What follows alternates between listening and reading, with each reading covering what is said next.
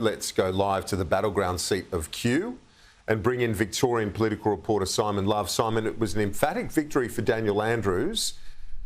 Do you think Labor saw the size of the win coming?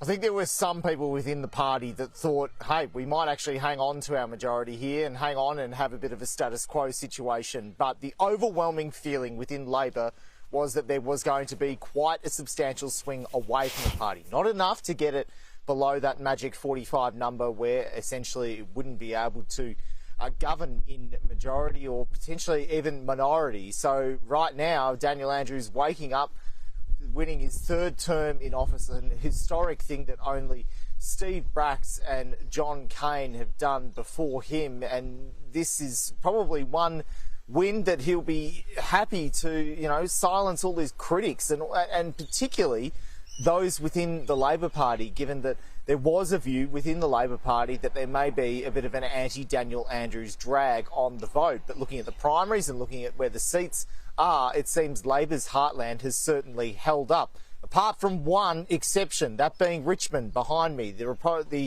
retiring MP, Richard Wynne, has obviously left the Parliament, but the Greens have managed to finally snatch away the prize that they have been after for quite some time. Gabrielle Davitri, the former mayor of Yarra City Council, the council behind me, she'll now move up into the state sphere, and that will be a Green win. So we're seeing just small shifts on the electoral map across Victoria, extremely small shifts, but ultimately it is appearing like the 59th Parliament is going to look very similar to the 60th Parliament in terms of the party makeup in the chamber. There will certainly be a whole raft of new faces, but it's the same management in charge.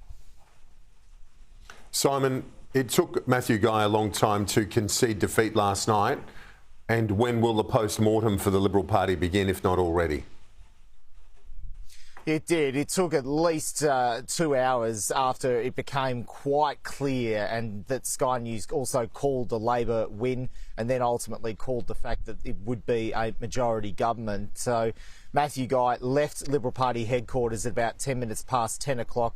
He had his pretty close advisors and the party's close advisors with him all night, including Sam McQuestion, the Victorian Liberal Party Secretariat. He was on the phone to many of his MPs and also in close talks with the other coalition leader, the Nationals leader, Peter Walsh, who was back and forth from Liberal Party headquarters. Now, one thing we ultimately didn't get from Matthew Guy was any indication about his political future. He did not address that in his speech, although having quite a conciliatory tone and also trying to acknowledge that even though there were some slight swings towards the Liberal Party, perhaps the government needs to take a little bit of attention of that and change its style. That's certainly the message that Matthew Guy has been trying to put out there during this election campaign. But Kieran, already senior Liberal sources are conceding to me that Matthew Guy is done. It is they're conceding to me that he will most likely have to step down as opposition leader. And potentially, one senior Liberal source put to me last night that he may only last 6 months in the next Parliament as the member for Bulleen. So whether we see a by-election scenario and Matthew Guy leaving politics altogether, that is all yet to be seen. Of course, Matthew Guy yet to emerge today. No word yet on any plans from him, and also no word yet on any plans from Daniel Andrews. No doubt they would have celebrated long into the night and might be getting a bit of well-deserved rest. Yes, Simon. Well, you deserve a bit of that as well. Thank you for that.